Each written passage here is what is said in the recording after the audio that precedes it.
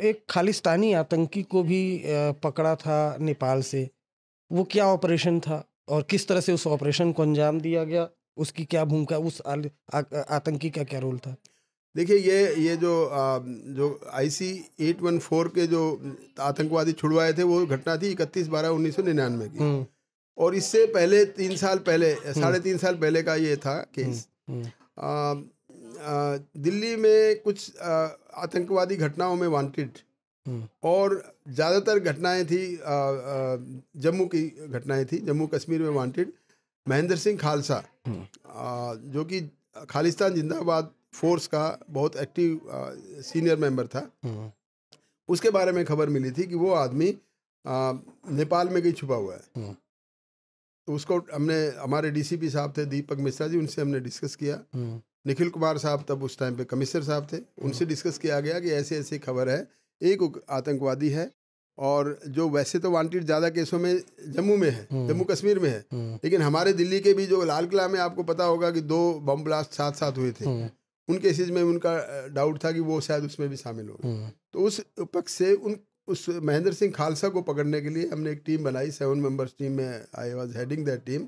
और वो परमिशन लेने के बाद में उस इंफॉर्मेशन को डेवलप किया। और डेवलप करने के ये मई-जून 1996 की बात है। और बीरगंज नेपाल में जो है रक्सौल बॉर्डर के साथ में, रक्सौल इधर है, बीरगंज उधर है। ये ट्विन सिटीज़ हर जगह नेपाल में देखोगे ना, जैसे महेंद्र नगर और धनगढ़ी, और ऐसे ही बीरगंज और रक्सौल बॉर्डर पे ऐसे हैं। तो वहाँ से करीब 2-3 किलोमीटर के बाद बीरगंज है। वहाँ पर ये महेंद्र सिंह खालसा नाम का उग्रवादी छुपा हुआ बताया गया था।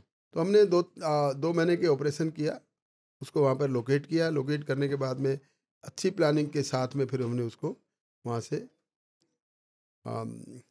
एवेक्यूएट कराया सीक्रेटली, बिना नेपाल पुलिस की मदद से। हमने कोई वहाँ पे ऑपरेशन नहीं किया, धरपकड़ नहीं की वहाँ पे। ऐसा नहीं है कि वहीं पे पकड़ा हो, ये नहीं हो। ऐसी प्लानिंग की कि वो उसको मजबूर कर दिया इधर आने के लिए, रक्सौल में आने के लिए। ऐसी प्लानिंग थी। वो एक ऑपरेशनल डिटेल्स हैं। नहीं, ऑपरेशनल डिटेल कैसे ये ऑपरेशन, यही तो जानना चाहूँगा। दर्शकों को बताइए कि ये ऑपरेशन डिटेल्स बड़ी सीक्रेट होती है। नेपाल, हाँ, अब तो खैर हो गया। नेपाल कैसे कि 2 महीने क्या कर रही थी नेपाल टीम, कैसे पहचानते हैं अगर नेपाल इतनी भीड़? अच्छा, कैसे? वो हम बताते हैं कि देखिए, हमने दिल्ली से एक अपना ऐसा इन्फॉर्मर लिया जो कि महेंद्र सिंह खालसा को शकल से जानता था।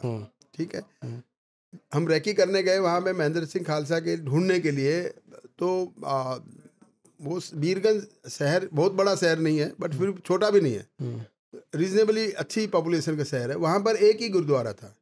और ये हमारा सोच है कि कोई भी धर्म का आदमी चाहे कैसे भी हो, मैं हिंदू हूँ तो मंदिर जाऊँगा, सिख है तो गुरुद्वारा जाएंगे, मुस्लिम है तो कहीं मस्जिद जाएंगे। तो ये एक फेथ और बिलीफ होता है। तो हमने ये सोचा कि महेंद्र सिंह खालसा भी अगर यहाँ रहता है अगर, तो कभी न कभी ये गुरुद्वारा जरूर जाएगा। तो वहाँ पे एक ही गुरुद्वारा था, वहाँ पे अपना गुरुद्वारा में अपना डेरा डाल दिया, गुरुद्वारा के आसपास घूमने लगे ये सब। उस आदमी को लेकर जो उसको शकल से जानता था, उसने ऐसे 6-7 दिन की मेहनत के बाद एक दिन उसको देख लिया गुरुद्वारा में आते जाते। तो वो आदमी जो हम साथ लेके गए थे, जो उसको जानता था, उसके साथ हमने एक अपना डकोई आदमी भी साथ लगा दिया।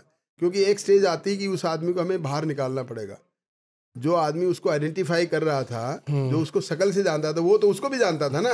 तो अगर बाद में पकड़ा जाएगा तो उसको खतरा हो जाएगा कि तैने पकड़वा दिया, क्योंकि मैं तो तुझसे ही मिला था। तो उसके बाद वो अलग कर दिया हमने। पहचानने के बाद जो हम एक और आदमी साथ ले गए थे, जो कि हमारा अपना खास आदमी था, उसको साथ में उसकी हमने फिर दोस्ती करा दी। और वो दोस्ती फिर कुछ दिन नहीं चली, काफी दिन चली। उठना बैठना काफी कुछ, उसका पूरा दिन में 2 बार उस आदमी से, जो कि हमारा पुलिस का नहीं था, वो पब्लिक का आदमी था, जिसको हमने उस आदमी के थ्रू मिलवाया था, जो उसको जानता था। समझ गए ना? तो उस आदमी की फिर दोस्ती हो गई। वो जो जिसको जानता था उसको हमने अलग कर दिया, उसको दिल्ली वापस भेज दिया। तुम जाओ भाई, तुम्हारा काम पूरा हो गया। तुम्हारा काम ये था आइडेंटिफाई करना, और हमारा जो आदमी था उससे उसको मिलवाना, उसको और उसकी दोस्ती करा दी। उसमें फिर हमने एक और प्लानिंग किया कि अब इसकी दोस्ती में कॉन्फिडेंस कैसे आए। तो हमने उस आदमी का रोल बनाया, जैसे फिल्मी स्टाइल में रोल बनाते हैं ना, कि वो आदमी एक स्मगलर टाइप बनेगा, स्मगलर, और उसको लालच देगा। फिर वो स्मगलिंग का काम कैसे करना है।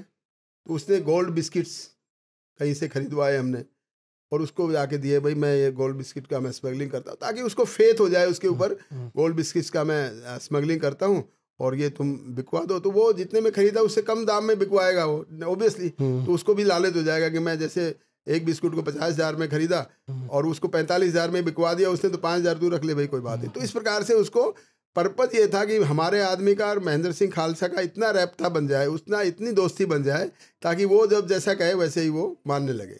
तो इस काम में फिर 1 सवा महीना लग गया उसकी दोस्ती को बढ़ाने में। तो उसके बाद फिर उसको आना जाना हो गया, शहर में घूमना सुबह शाम, मतलब इतनी अच्छी दोस्ती हो गई थी उसकी, जो हमारा आदमी कहता महेंद्र सिंह खालसा वही करता। और उसके बाद फिर वो बॉर्डर पार करा दिया चुपके से, किसी पुलिस को भनक भी नहीं हुई, पुलिस को पता भी नहीं लगा, क्योंकि हमने पुलिस की पकड़ नहीं किया कुछ भी।